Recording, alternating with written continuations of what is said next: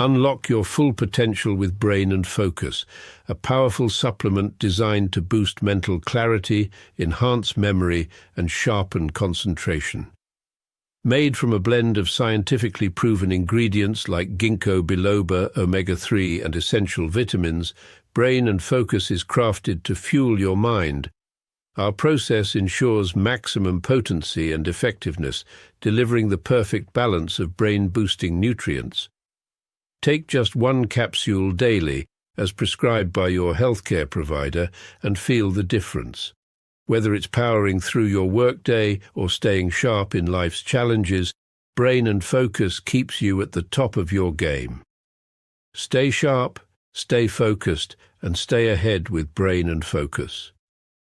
Brain and Focus, fuel your mind, achieve more. Go get this product at blackhotfirenetwork.com at the Sports and Nutrition Store.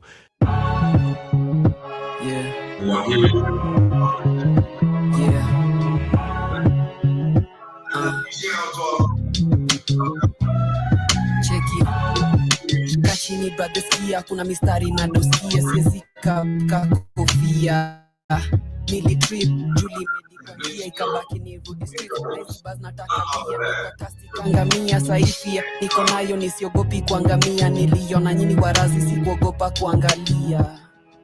No, my vision is clear, sina pressure ya mapias. Safari tatu leo ndaenda kwa na dentist, junade kubonga chafu, hawana ethics wako reckless. Check this, ndawabomoa kama Tetris. My head is ikishika, niko kwa shingo kama necklace. Oh Lord, I'm not healthy, I can't help it. I'm so anxious, heart kama Kevin. Mina rapa tuwezi kuwa apart, hapa sichoki, bradeka hauna kopi.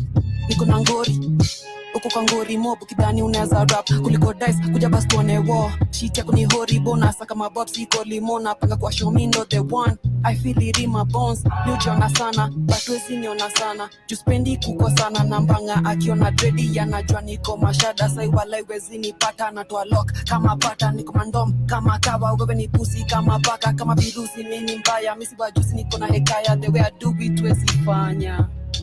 Hii ni flow iko na buzz nikisikia wakijaribu wanaharibu bombo clat. Yeah, bombo clat rasta girl in the building pull up to the scene wanadhani Dr. Ring Ding avina dunga kutema niko na lugha kama ni form napendaga ile inaleta demula hapa nacheza easy side kwa Batman ukijifanya bad sisi tunakupanga so si tubo na hizo stories za udu I just wanna live life and enjoy my youth so nafanya Kenya na die Kenya na like no me no why tiny bambi na deny never settle for less I do the most kwanza nasaka bread don't pige toast take a spanta ku ghost usini bossy mess na flow fuck the system escape the matrix nilikunywa cocktails kwa hizo protest waldani ati tuko chini kumbe tuko up next usicheze na moto itakuban my friend mbona squeeze ya to connect mbona squeeze ukini call me na kutext so close but so far away my dreams nikichase kila morning ndo na wake my G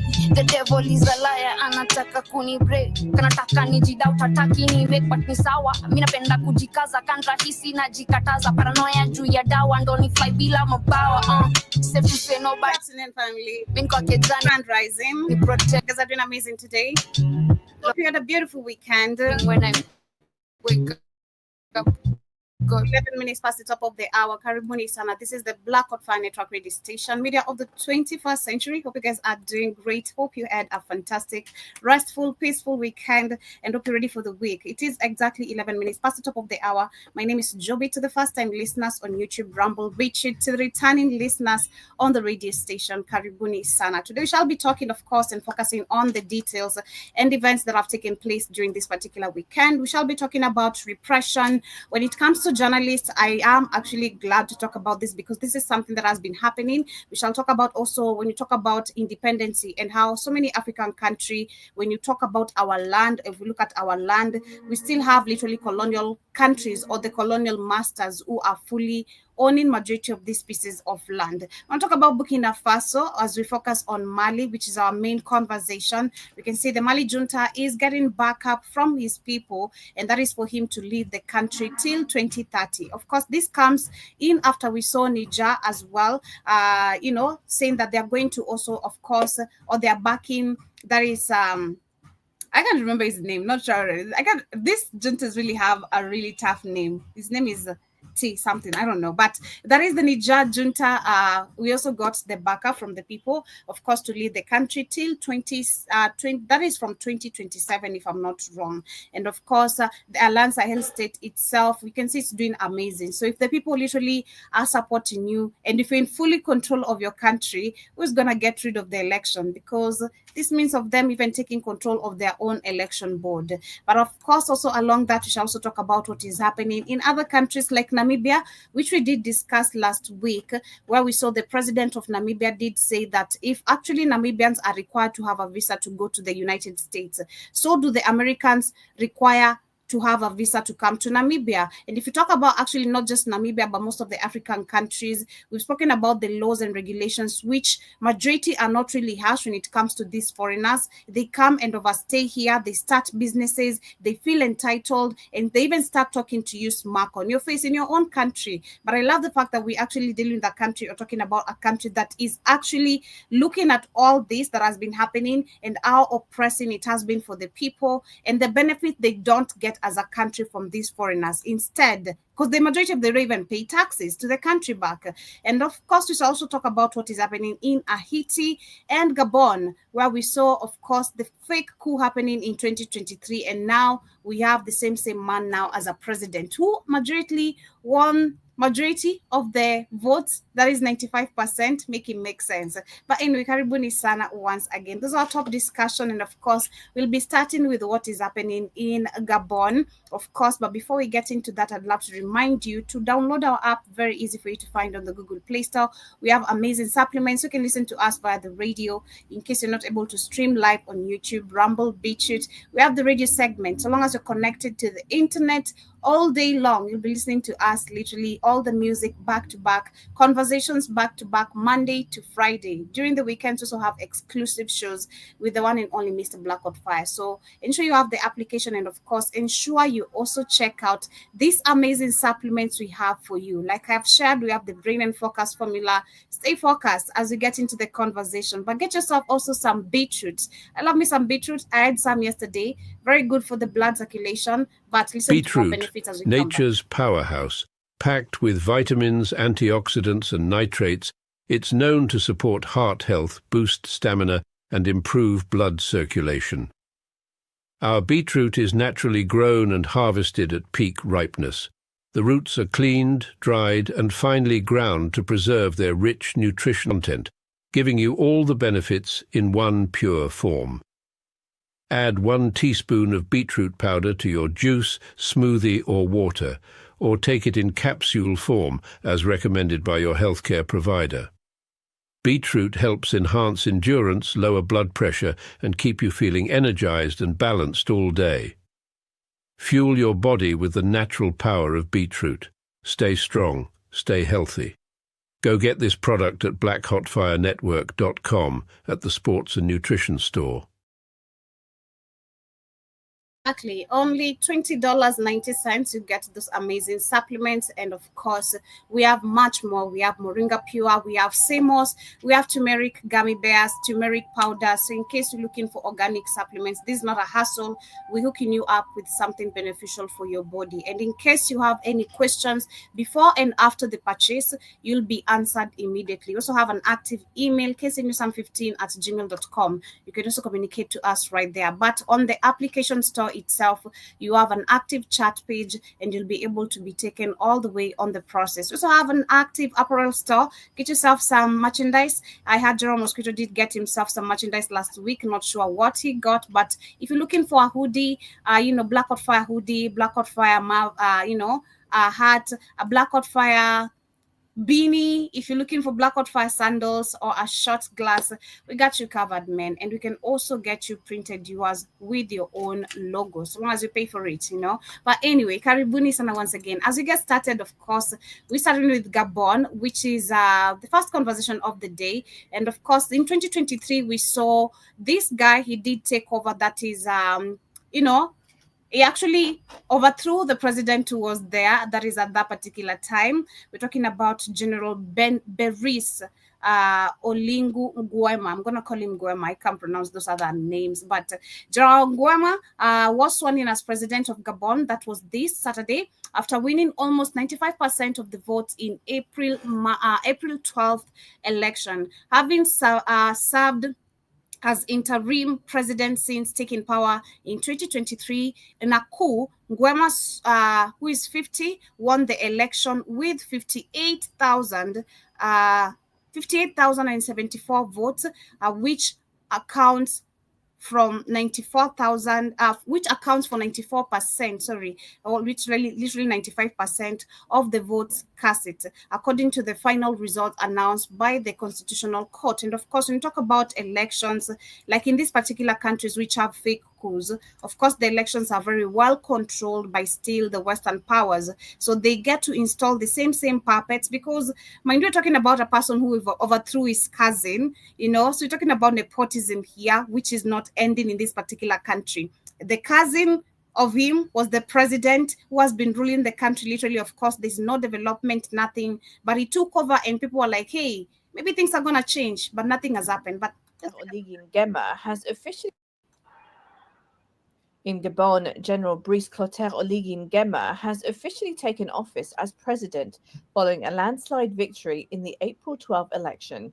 He won nearly 95% of the vote, securing more than 58,000 ballots in a race seen as symbolic, marking the formal end of the Bongo dynasty that ruled the oil-rich nation for over... The Bongo dynasty, exactly. This is the Bongo dynasty because the other one was Ali Bongo. He overthrew, of course, his cousin Ali Bongo. And him being part of the Bongo, this is the dynasty that's still continuing and recreating. There's nothing important. I mean, look at the people who have attended the inauguration. We have Kagame.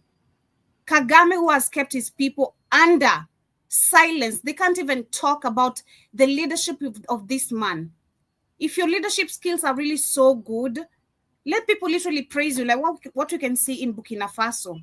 Let people express the love for you. Let the people talk. Let the people be the one to tell how much they really love you and they're willing to protect you.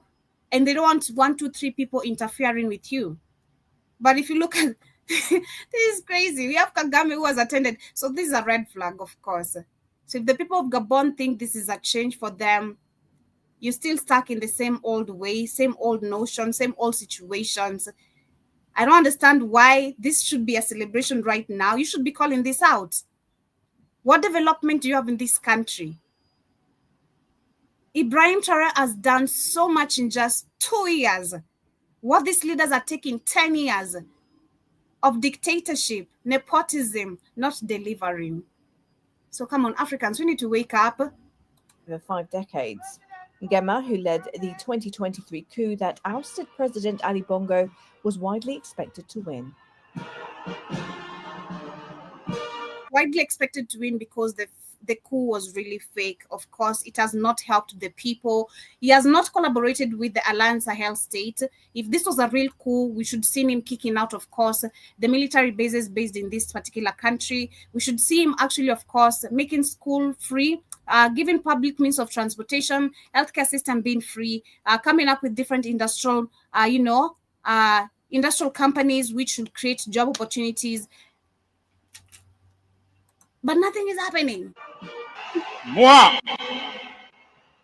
I, Brice Clotaire Oligui Nguema, elected president of the Republic, commit myself before God,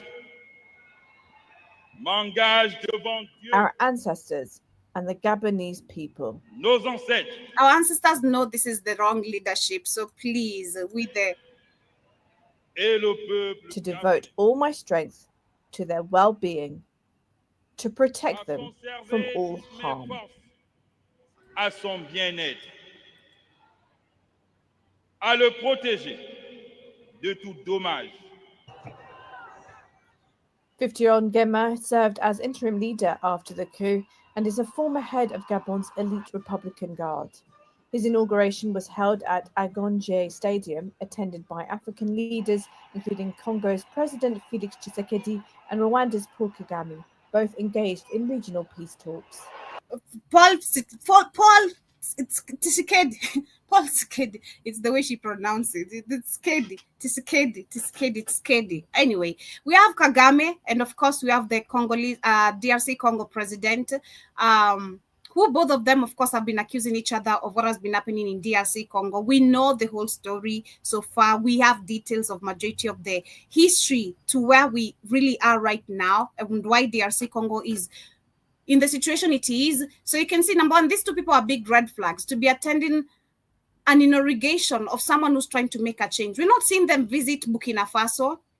We're not seeing, I've seen this actually, people talking about it. We're not seeing none of these puppet leaders going to Ibrahim Traoré trying to clap for him or saying, you know, this man is doing amazing. And for once we have someone as an example trying to lead us and show us, you know, African leaders, we've failed and we can do it correct. No.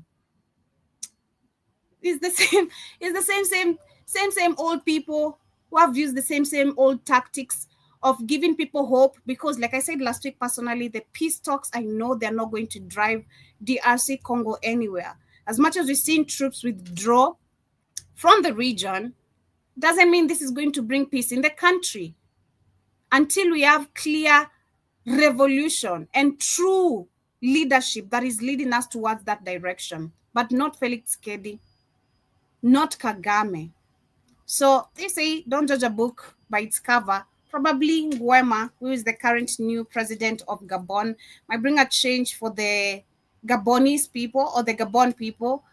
Maybe I'm the one judging the book too soon by its cover. We're going to see. Of course, I'm here to report and give much more details that are going to be coming up towards the end of the year, as the year goes on, of course, next year and all that. But as we move on, we want to talk about, of course, also what is happening in Haiti.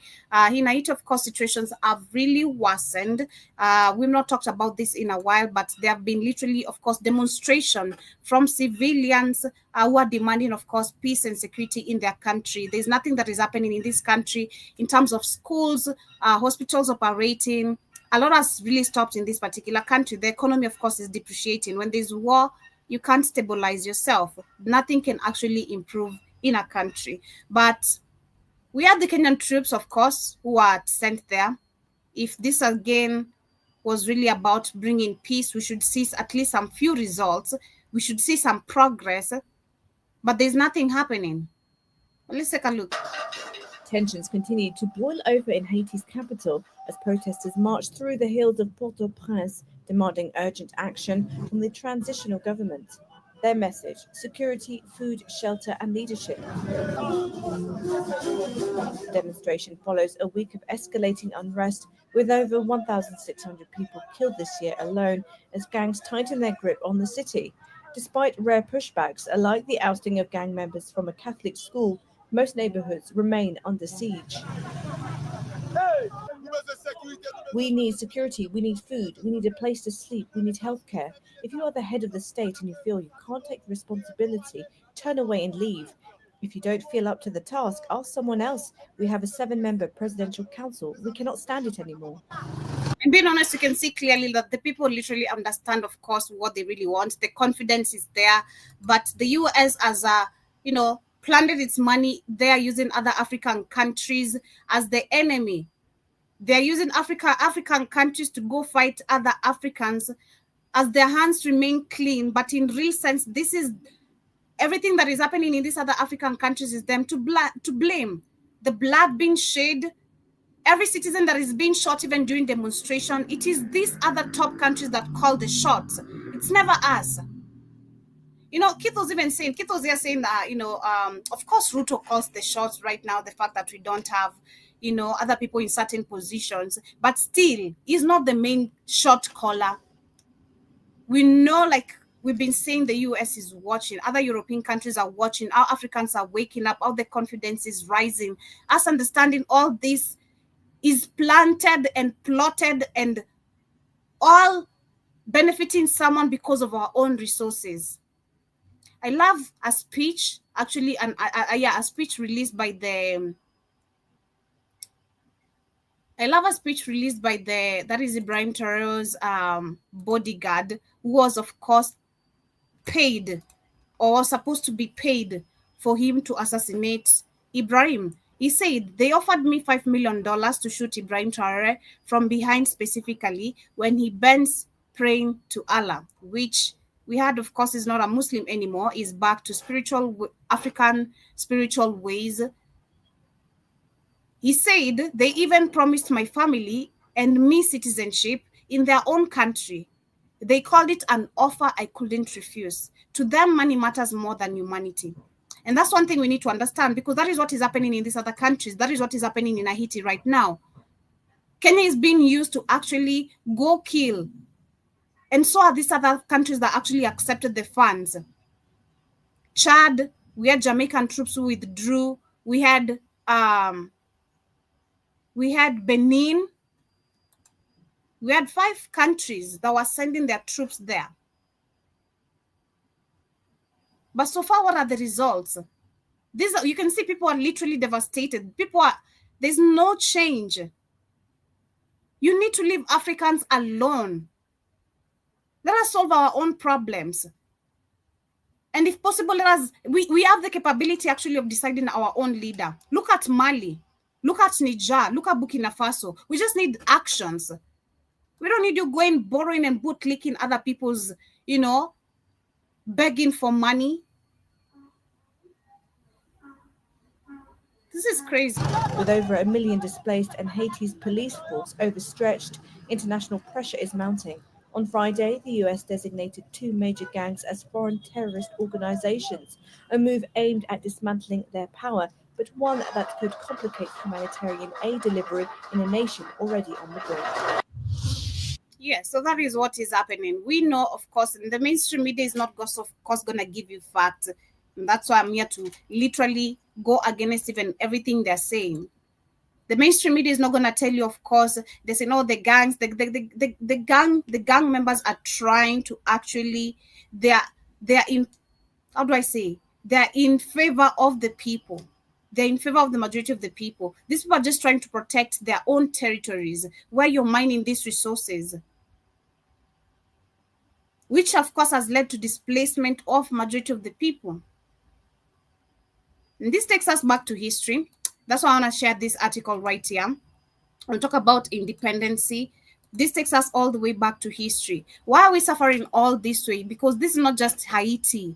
We have Congo, we have Sudan, we have Djibouti, we have Ethiopia, we have Kenya, we have Tanzania, we have Uganda, we have Rwanda, we have the Republic of Congo. We have South Africa, let's not forget. The whole of the African continent is being scrambled for. Back to history just a little bit. Of course, they're saying we've been lied to, and of which we've been lied to. Kenya, Ivory Coast, Congo. They wave their large flags, they sing their anthems, but they are not truly free. They still serve the ones who once shackled them, which is very true. After decades of independence, many African nations still have hidden chains around their necks. Chains you can't see, but chains that control everything: money, politics, and resources. This is what is happening in Haiti, Kenya, Rwanda, Uganda, Sudan today. Kenya gained independence in 1963, but today British companies still own huge chunks of Kenyan land. And foreign corporations still profit more from Kenyan resources than their Kenyan people. Ivory Coast is the world top cocoa producer, but 60% of the profit from cocoa doesn't stay in Africa. They flow all the way back to France and big multinational corporations. And we're still being told this BS of, we're collaborating, we're cooperation. We're cooperating.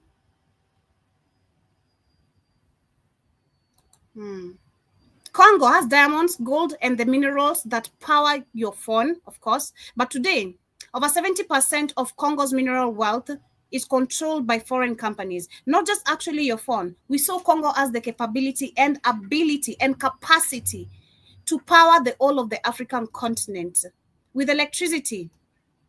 This is through River Congo, which is the second largest in the world, but they refuse to use these resources properly. We're still borrowing funds for us to generate electricity in our own nations, while Mother Nature has given us everything. It's just not making sense at all. And the people remain somewhat, of course, very poor in the world. The system wasn't broken. It was built to keep African nations poor, which we know, and divided, dependent. Independence was only a mask, which is very true. True freedom is not waving a flag. True freedom is owning your own land, your wealth, your destiny. And that fight is still far from over. That is very true, because if you look at today's, talk about just the people from my own country here, the Mau Mau fighters, the survivors, the Mau Mau survivors, literally the people we have who can tell history of what took place. Today, they're still demanding reparations of their own land back. But none of these funds can get to them. Leave alone even the funds, the lands, because we don't need the money, the fake paper. I need the land personally. Because land literally it's generational wealth.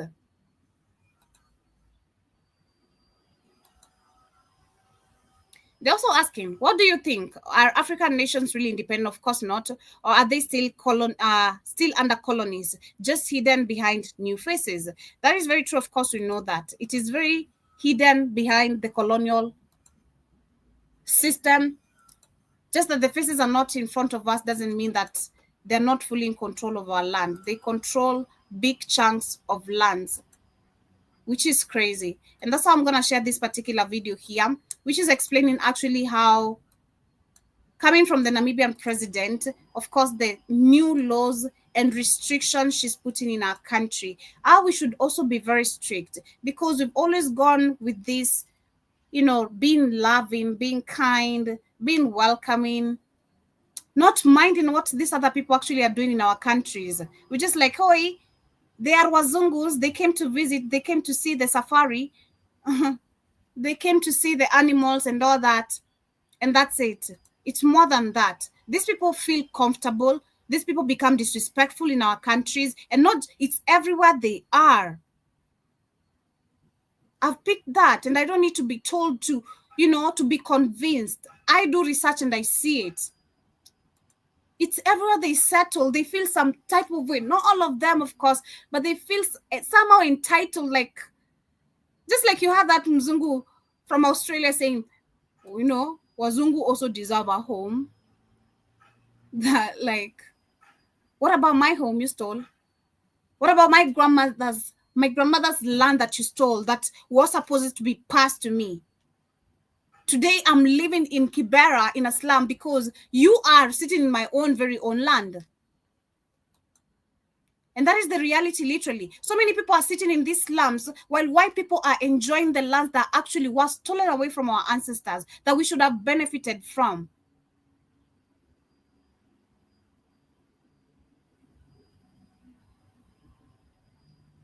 Anyway, let me share. Imagine stepping off. I just imagined Kibera and I got mad, man. A long, exhausting flight into a country you dreamed of visiting, only to be told you must leave immediately. No explanation, no second chances.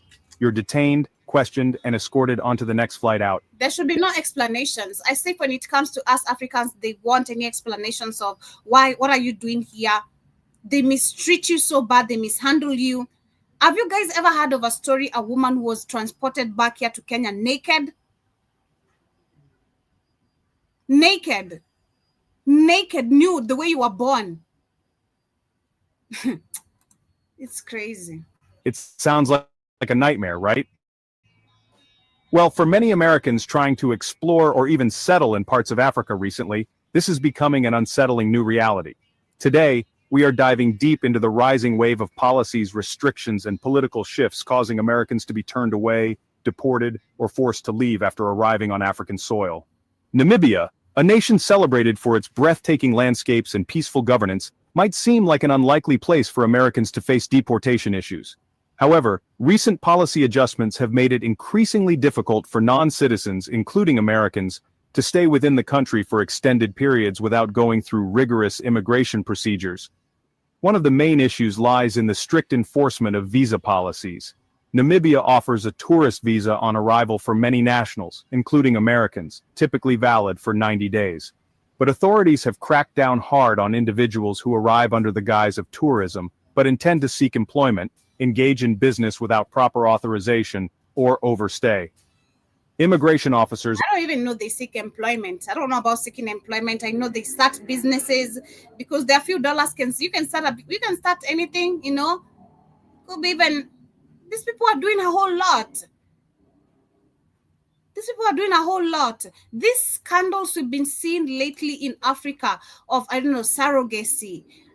If you come think about it, it's just this why people have these all ideas. So they're in a continent and come and literally tap into people who are not well educated, desperate, because they know most of the people in Africa are desperate. Job opportunities, of course, they are rare. So you find someone who's desperate, they'll easily agree to anything. We've been having right now cases of so many women being caught trying to smuggle drugs into European countries. Has it been happening? Of course, yes. It has not started today. But now it's even way more worse. And if you listen to majority of these women, oh, I bumped into this Chinese guy or this Indian man, and he told me this, take a bag and go. What?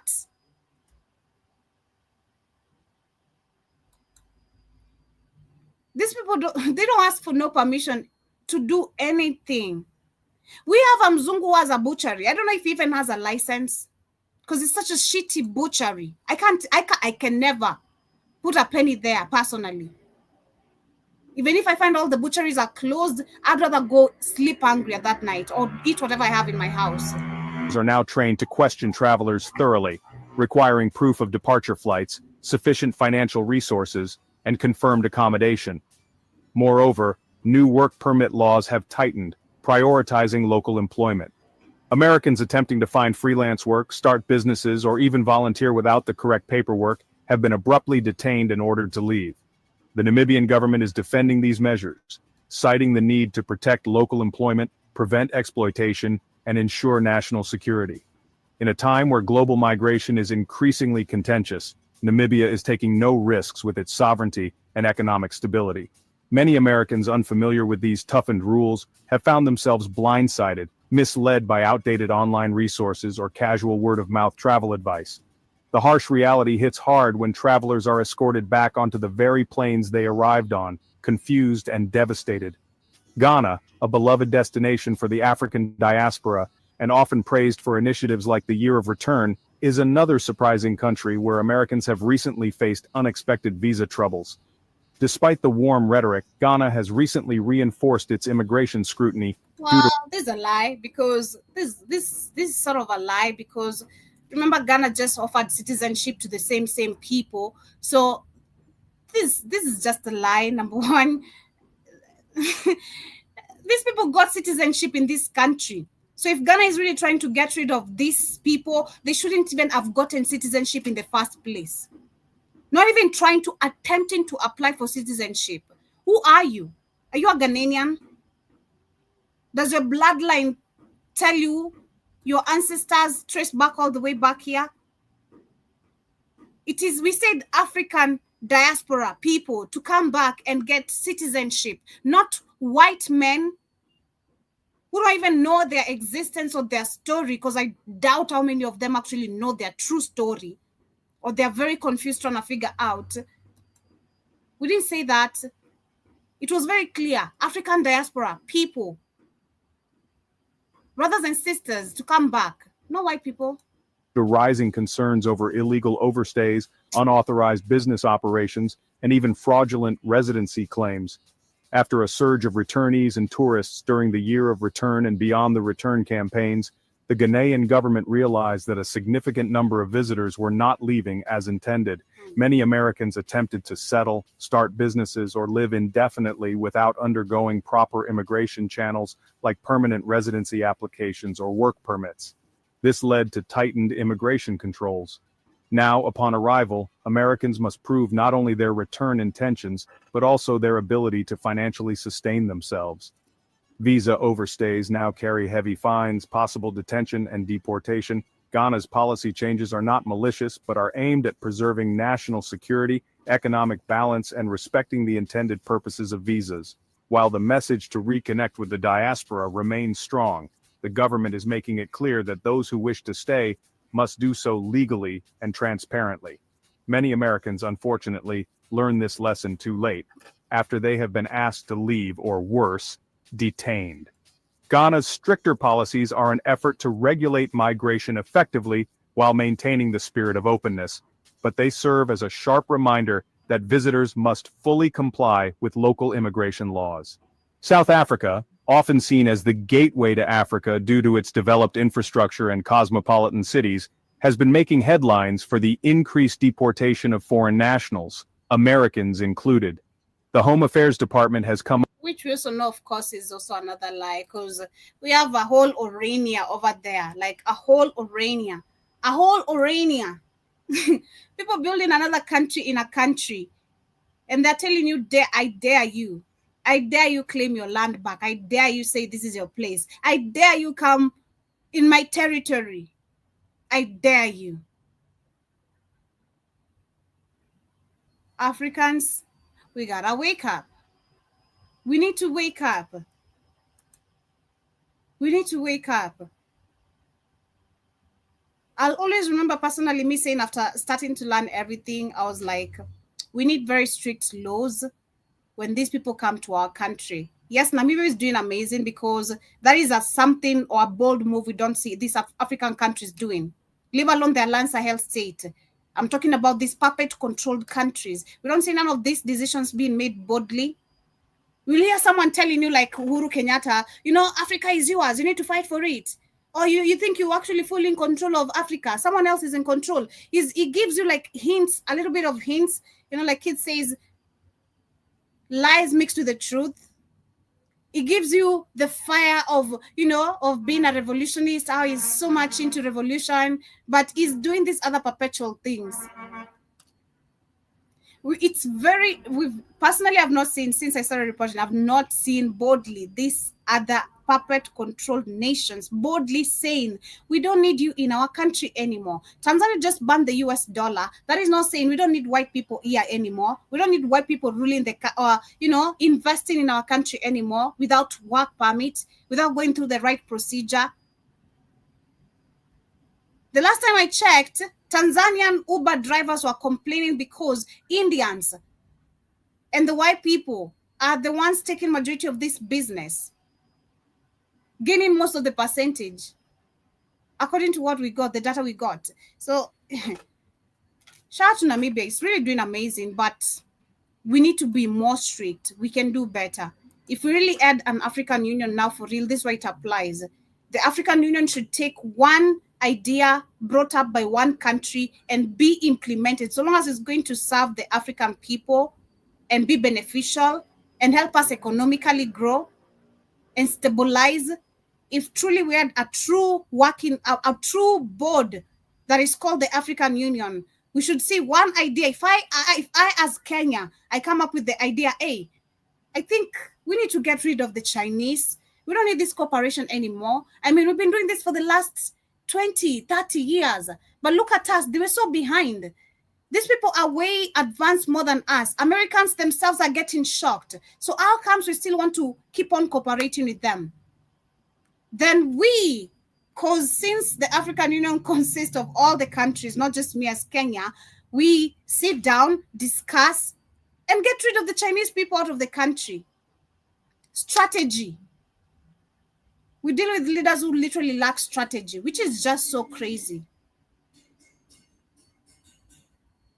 It makes sense why they really want these morons to be our leaders. It really makes a whole lot of sense. Why they want this people cannot critically think type of people to be our leaders. It is so crazy. It is insane. But as we move on into the next conversation, we also have, of course, events that took place right here in Kenya.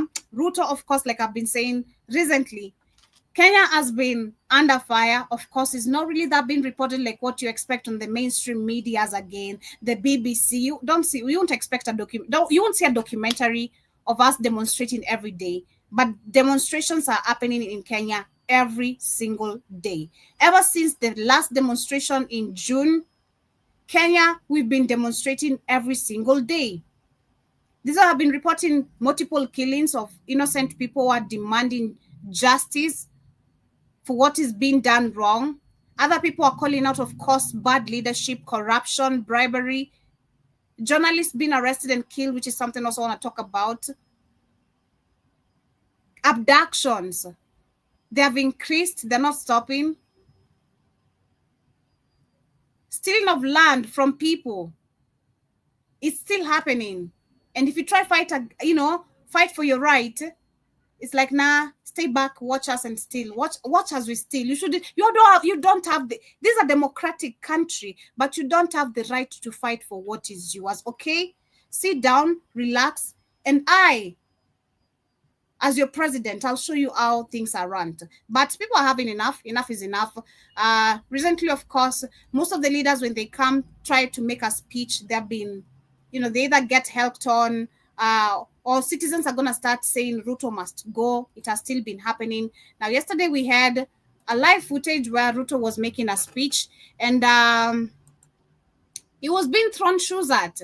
Majority of the times you see these things on the stadiums of footballs. We don't see them with leaders. And it was very rare back then to see actually African do something like this. This just shows, we were saying yesterday with a few friends of ours, because this has been going viral and people are really laughing about it. It's the bold, it's we're no longer living in the era of our parents and grandparents. It's the boldness for you to remove your shoe and throw at a president. Because the syndrome, like Keith calls it, the big man syndrome these people have, doesn't allow you. You shouldn't even dare. But Kenyans are having enough is enough. We're telling you to step down. Since you can't listen, anywhere you appear, you're going to get disrespected. And again, this shows again why when you go to these other not African countries, but when you go to these summits, how you'll be left there talking alone, because even if in your own country, 50, how many are we? 56 million people don't respect you. You expect 1, 2, 3 white men to respect you just because, and they're the ones giving you all the words, dictatorship, everything, how to rule your own country. Get out of my face. I'd also act the same.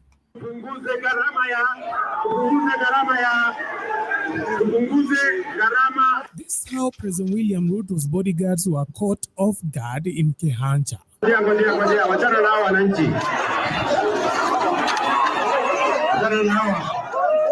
It was supposed to be just another day in President William Ruto's mobile state house tour, a presidential safari complete with speeches on sun-scorched rooftops. Ambayo yanahusu kikatiba, tutahakikisha ya kwamba inatembea sambamba, ndio tuhakikisha kwamba haki ya kila Mkenya inashughulikiwa. Waves to adoring crowds and the familiar presidential pitch of development dreams. But on the 4th of May 2025, the good people of Kehancha in Migori County served up a plot twist nobody, least of all the president's security detail, saw coming.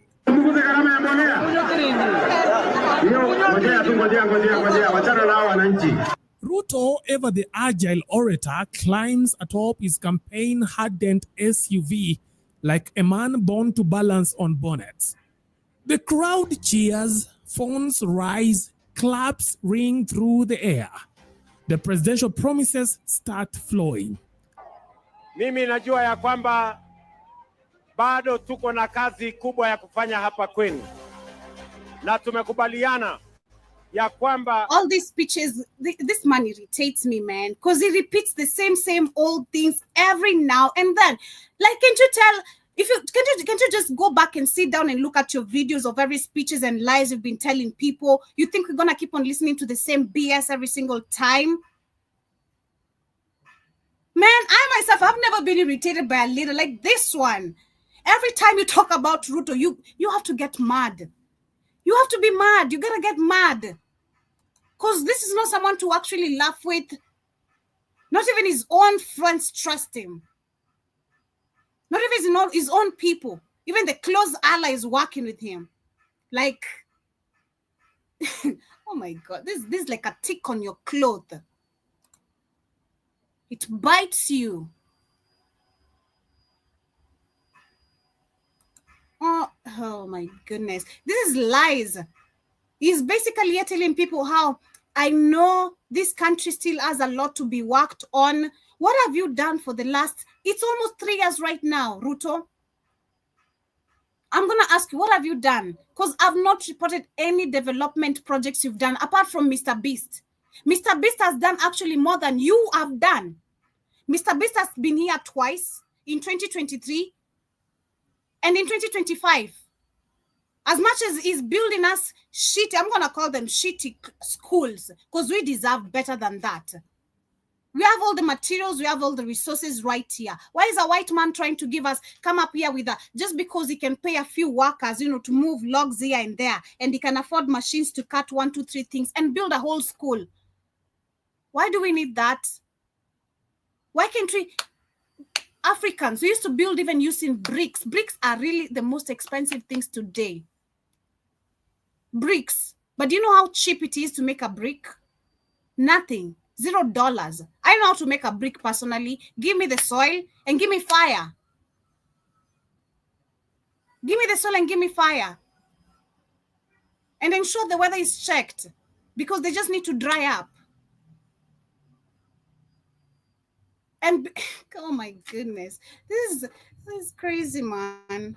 wakati tunaendesha taifa la Kenya mbele, lazima Kuria iwe katikati ya hiyo maendeleo. Tumekubaliana jameni? Until a rogue project. Tony is even cheering. If you literally look at, is saying how he's gonna put this particular county or area is in, in certain development projects. But none is listening and clapping, because it's the same old words we've been hearing for centuries. We're gonna do, we have said, we will do. We need, the other regime did better, didn't do worse. What?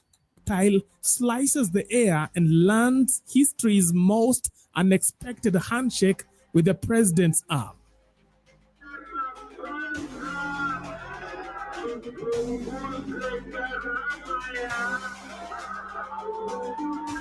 Someone hurled a shoe, and not just any shoe, a size of protest laced with frustration and aimed squarely at the face of power in the country.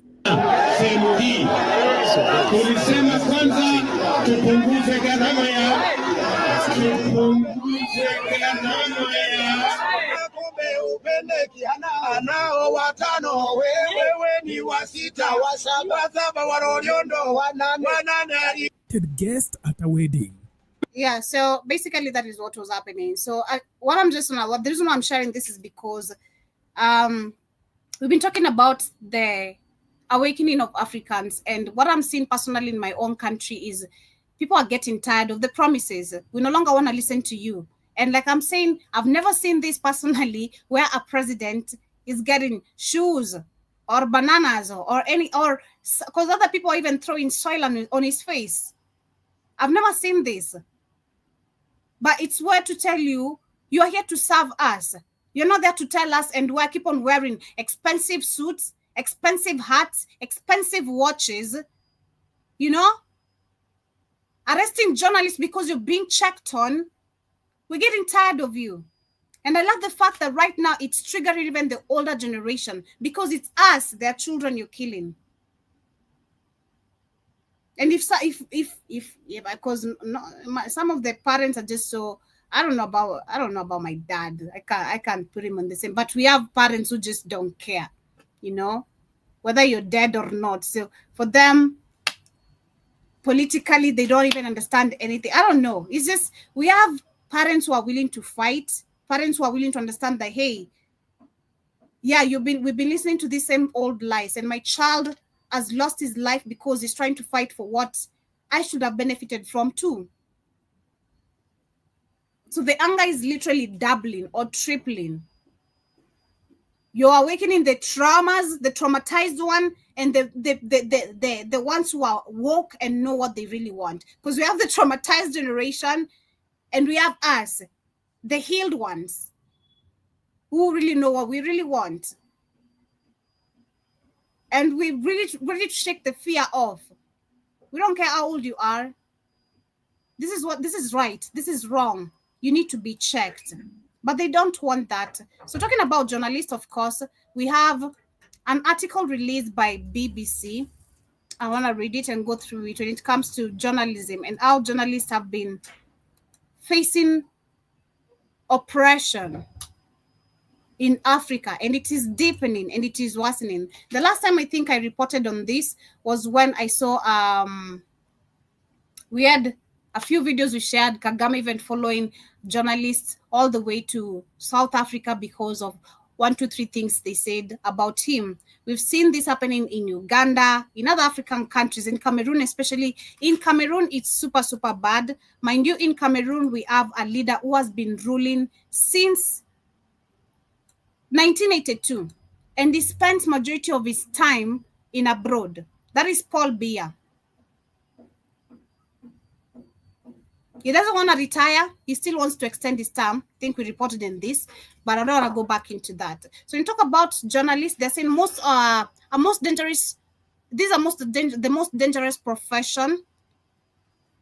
They're saying 39 out of 314 journalists have been killed because of or in the course of their work from 2020, April 2020 to April 2025, and they were from Africa. 1 in 8 journalists killed globally since 2020 because or in the course of their work is from Africa.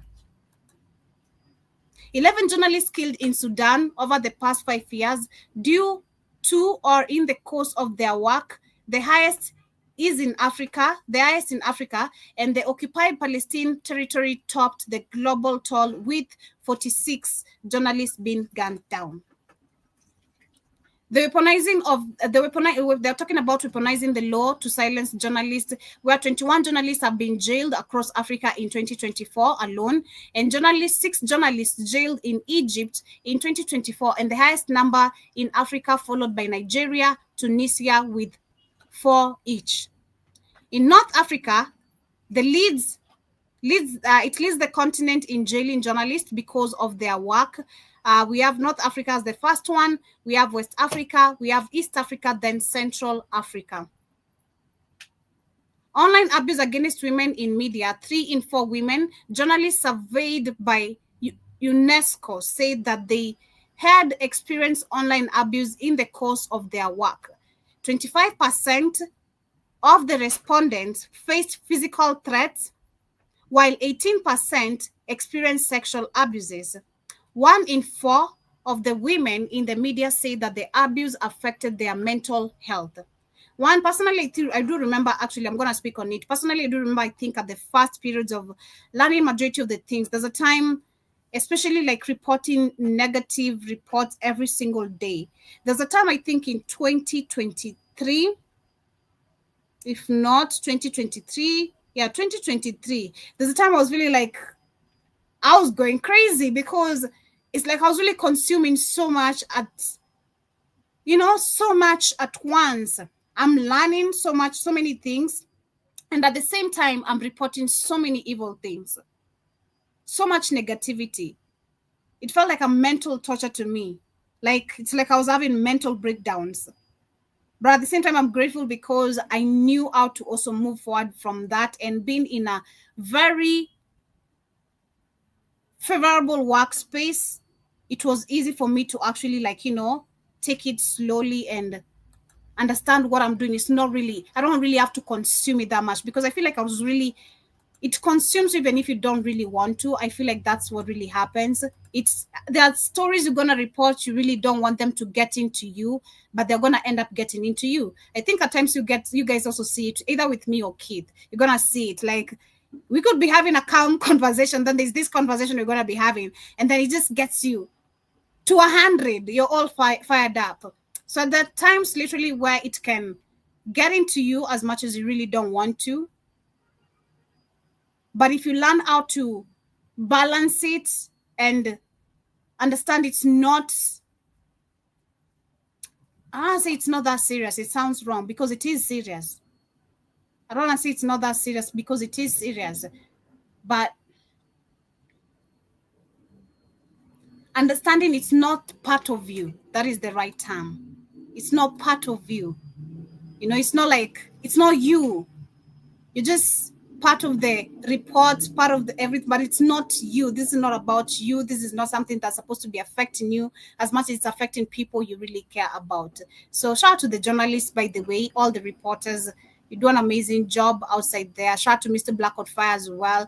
Like, I can try to imagine learning everything he teaches us every day right here, which he says it has taken literally years of him understanding so many things. So you can just imagine consuming the information, all that information, and then learning all the lies, figuring out this is how the real things work. I feel like it's really a lot, being honest. And then when I look at the journalists, especially the mainstream media, I pity them. Personally, I do pity the mainstream media journalists because it's the fact, number one, you know, mentally, your head, you're reporting lies. You're not reporting real facts of what people are supposed to be learning and understand how the real world is working.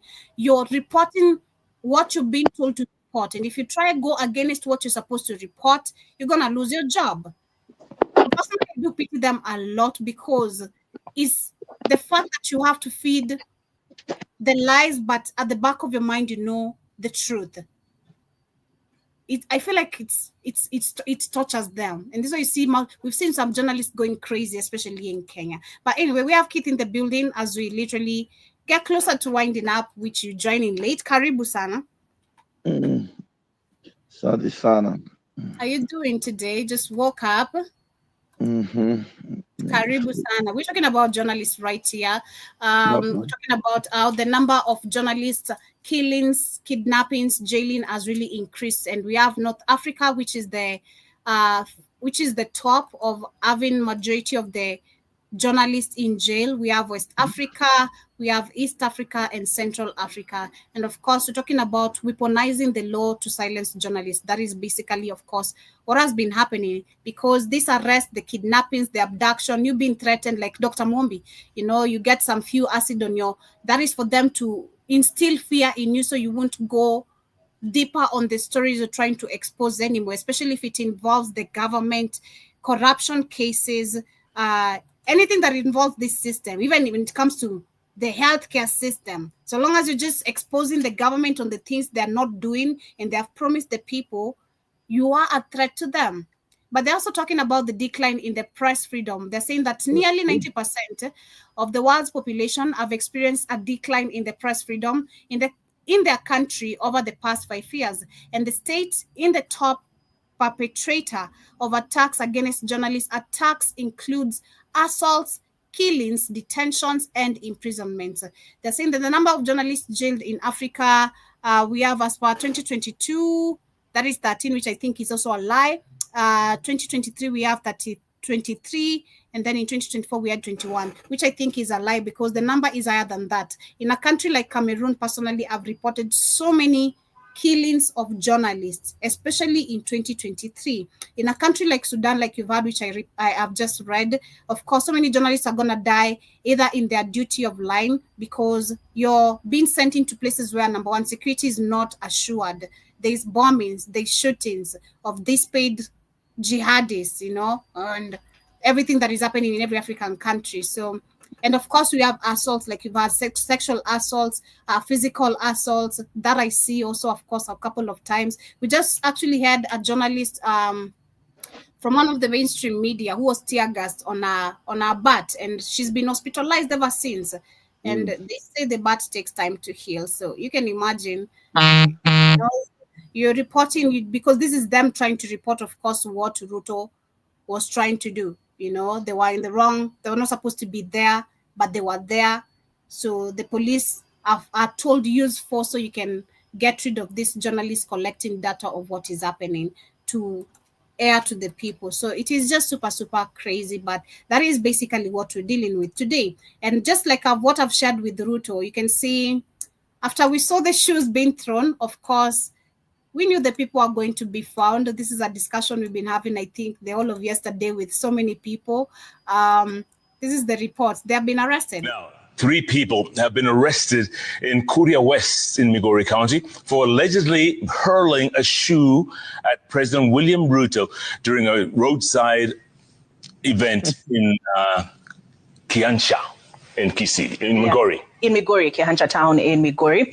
The incident, which momentarily disrupted the rally, has sparked fresh concerns over the president's security, particularly during open sunroof engagements. Security agencies have strongly condemned the act, vowing to tighten protocols around presidential appearances. Emmanuel To has the details. This is not about the security. This is about the people. They don't get it. This is about people. People are tired of hearing your speeches. People don't want to hear your promises anymore.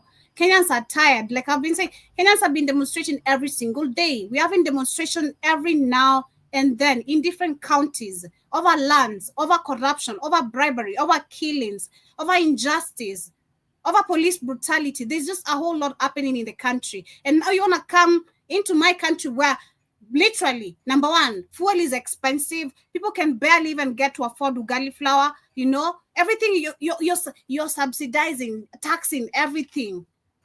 And you expect us to keep on listening to your BS that you've been giving us for the last 3 years, or you've set aside these funds. Where are the funds? The funds are going on your stomach. We don't see anything else. Where are the funds? Can you tell? That's what I'm saying. If we were to put actually Ruto and Mr. Beast has done a whole lot since Ruto came into power. Being honest, Mr. Beast has literally gave us projects we can see. Hey, I built schools. I dug wells. I did this. What has the president done that we can actually support?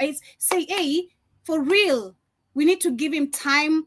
You know, maybe he just needs a little bit of time. Of course, we've been seeing him do this.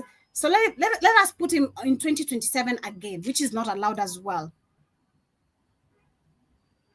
We're tired. Personally, I talk about Ruto, it makes me mad. It makes me emotionally mad. Like, not mad, just emotionally mad. Like, you want to fight this man. You really want to. But like I'm saying, if we're not seeing what the Alliance of Sahel States is doing right now, just like I'm about to talk about Mali, our last conversation of the day, the people themselves should be able to speak. People are talking to Ruto. We're telling you, we're tired. That's it. That's why I'm saying the disrespect has gotten this bad. In the last 10 years, you couldn't see this. We couldn't see anyone daring. How dare you dare throw a shoe at the president? That was not possible. But the fact that Africans are waking up and realizing it's the same old scheme of promises and hope and nothing happens. Hey, it's a high time you also realize, like, hey, you serve me. You work for me. You listen to me, but you don't listen to us. You want us to keep on gathering every time, giving us your 500 Kenyan shillings, and I go buy your ugali flour, and tomorrow I'm starving. And the next time you come here is in the 5 years when you're looking for election votes. We're tired of that BS. We're tired. Just coming to figure out today, like what I've concluded personally, I think in today's conversation, Africans with the majority, and we can actually call the shots on who we want us to lead, who we want to be our president. Burkina Faso is a good example. People are speaking. Let the actions talk for you. Not like Kagame telling us, you know, people love me. People gave me 99% of the vote. Just like what we've seen in Gabon now. He just won 95% of the vote. How? You just overthrew your cousin. Don't you have a competitor? Oh, it is the Bongos dynasty being built. And then they tell you, oh, you know, the people love me. The people have chosen me. But the people don't talk. Can Rwandese at least come out and say, for real, like what we can see in Burkina Faso and globally, people talking about Ibrahim Traoré. We should see the same thing if really Kagame was a true leader and if he's really a loved man. We should see Rwandese coming out like, hey, for real, he has done this for us. But now he has actually silenced his people to the extent of even calling out the international media, telling them, we don't need you collecting data from our country. Remember? Like, this man is very smart. Very, very wicked, brilliantly smart. Kagame is really one smart puppet. Out of all, he's really smart. You might have, what is his name? Nana Kofuado with the best English, but your English doesn't make you intelligent. It doesn't. So we have the Mali junta, of course, who has gotten the backing from his people to serve as president until 2030. You got to start calling him a junta, Joe. That's European talking points. You call him president, the government in power, the government of Mali, government of Niger. Don't call him a junta. That's their European talking point to try to discredit them. So we have, of course, the Mali's military leader, if I can call him that. Then that is General Goïta, who has won the backing of the key political allies to be declared as president for the next 5 years. And the move is mirrored similar action by fellow military-led alliance, that is the Alliance of Sahel States members, Niger, Mali, and Burkina Faso.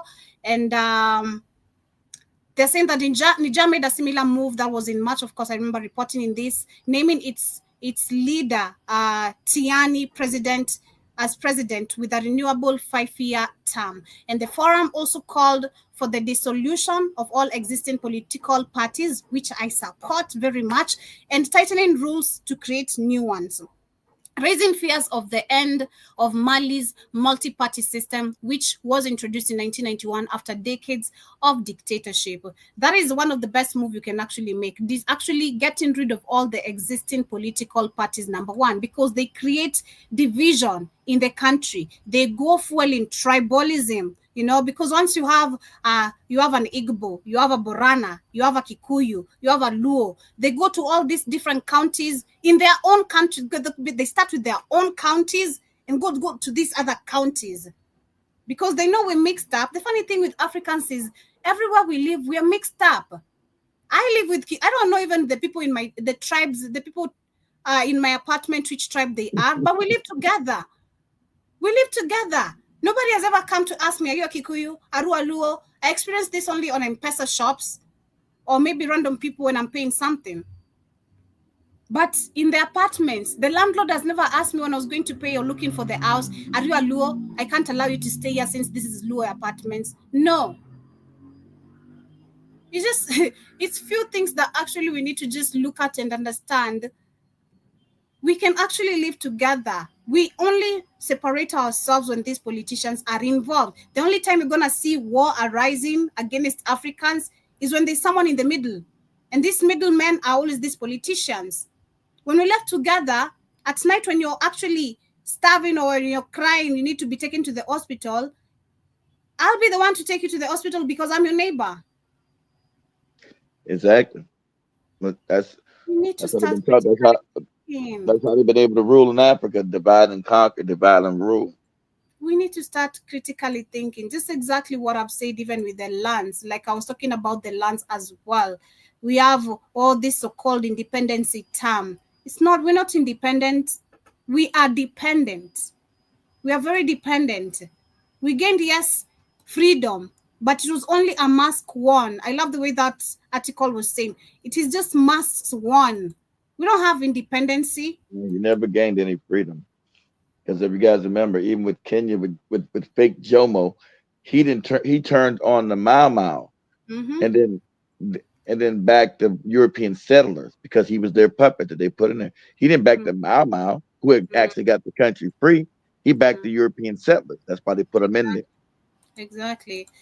So shout out to the Malians, shout out to the Alliance of Sahel States, shout out to the Alliance of Sahel State people for understanding the leaders they have and for understanding the interest they have for them You know, not these promises you keep on the micro. Give me the microphone. I'm the big man. You know, the big man has arrived. Do you know how much of an expensive suit I'm wearing? That's how they come to us. So you're not telling me how much of an expensive suit you're wearing, and I'm starving. I'm gonna throw a shoe at There's a video going viral now of a bunch of African leaders in Italy at the Pope's funeral and being laughed at because no one they're being disrespected again. It's hilarious. It's a bunch of African leaders who went to the Pope's funeral and is being disrespected. It is such a shame. It's not even funny at all, man. It's such a shame that we really have these people as our representatives. And this is why they don't respect them. When I try to look at and this is why the video I've shared as I wind up, the video I'm sharing about Namibia. Of course, we saw Namibia president saying if Namibians are required to have visa to go to the US, so should the American citizens have the visa to come to Namibia. So they're talking about the main reasons, and they expounded and explained why they're doing this is because number one, these people come and overstay in our countries. Not only overstay, they mark territories and become bullies. Yeah, you want to come now on a barber shop here, you want to own a restaurant, and you say, oh, Chinese only. Are you crazy? In my own country, okay, not that alone, they don't even get work permit. So if you don't have a work permit, who are you paying taxes to? Mm-hmm. You're not paying taxes in my country, so how am I benefiting? How is my country benefiting from you as a foreigner who's settled by force in my country? Not any single way. So I love the fact that actually they're talking about this. And I was saying, if we really have a true African Union board, if I, as Kenya, when I come with this kind of suggestion, since the African Union consists of all these other countries, we should come together on the board, discuss our interests, my interests, we should be our interests, and then pass it. But it's only one. You see African countries making decisions one by one. This is why you see the Alliance of Sahel States cannot even call all of the African continent, like they told you, hey, you need to withdraw from the military base. These military bases, get rid of them. They have not been helping your people. Because the African Union wasn't built to help Africa. That's why the African Union went against the Sahel states. Have you heard anything the African Union said about all these coups, all these assassination attempts on Ibn Traoré? You haven't heard them say a dang thing because they're built by the Europeans. They don't represent Africa. That's what I'm saying. If we really had a working Africa according to us, according to our African terms, that is the African Mzungu term. Yeah, that is the African Mzungu Union. If we had true African Union with not these perpetual leaders, and leaders would sit down and talk. Well, you'll be doing things that actually benefit Africa and Africa's people. Exactly. But that's not what they really want. Like the article was saying, the system wasn't broken. The system was built to keep African nations poor, divided, and dependent. So break yourself free. Other African countries, learn from the Alliance of Sahel States. Africans, not just this, it is us, the citizens. We need to keep on watching what the Alliance of Sahel States is doing. And we need to demand action in our own countries. We need to throw more, not just actually shoes. We need to throw more than shoes and dust. Shout out to them. Personally, I do give round of applause to those who have the confidence to do so, because we couldn't see it. We've always respected these people because of the big man syndrome they have been wearing. Just because you walk with some expensive cars stolen from my taxes and expensive watches and shoes, you think we're gonna come and talk to us when you're supposed to deliver? That's why they kept Africans politically ignorant, Joe. You've been in a culture of worshiping something and somebody that's not worth your worship. You can't worship leaders, and he's the big man, all this stuff, and you don't worship your employees. They work for you. He works for you, Joby. And then you were told, well, I can't say about it. He's the president, blah, blah, blah. He works for you. Exactly. That's why they wanted to keep Africans politically ignorant. You're supposed to know he's your employee. He works for you. He's supposed to do what you tell him to do. Exactly. But anyway, this is why we're going to come to the end of today's conversation. Of course, we've discussed about so many things that have happened during this particular weekend. We've discussed about the independence of Africa. We discussed about what is happening in Gabon. Of course, we'll see if Gabon is going to be led correctly. But trust, that is the that is the Bongos dynasty. Not, so that's a fake. That's a fake coup. It's controlled by the same family. We've discussed about, of course, Kenya and the events that took place. We've discussed about Haiti as well, and the matters of security and how they want us to keep. They want to keep us divided and fighting against each other, because this is Africans being turned against Africans, not. It's just us being turned against us. And until we realize and have leaders who are gonna say no, my people are not gonna be used to clean your mess, then we'll be good to go. But anyway, much love. Have yourselves a beautiful day. Of course, it doesn't end here. Come back and join Iwaton on Let's Pop, see what's popping. And ensure you also join us later on the Rhythm Scoop Show. And we also have the Africa Today Show tonight as we see what we shall be covering. So much love, family. Shout out to Cassius Williams. I see you. Shout out to Jiba, Jabba. Hi to you too. And to all the silent listeners. Everyone on Rumble, Beach, to those who shall be catching this on a replay as well. Hope you guys get to enjoy. Much love. Have yourselves a good day. I'll be winding up with the same jam I started with. This is Depot Dies featuring Alma Ras, and peace. Hey Joe, but did you get your whole nails done? I can't see it. What do you see? I can't see. Can't see? Show it again. Yeah, because on my phone. Show it again. Kachini brother skia kuna mistari na doskia siezi kapka kofia nilitrip Julie medi kwa njia ikabaki ni rudi streets na hizi buzz nataka pia niko tastikanga mia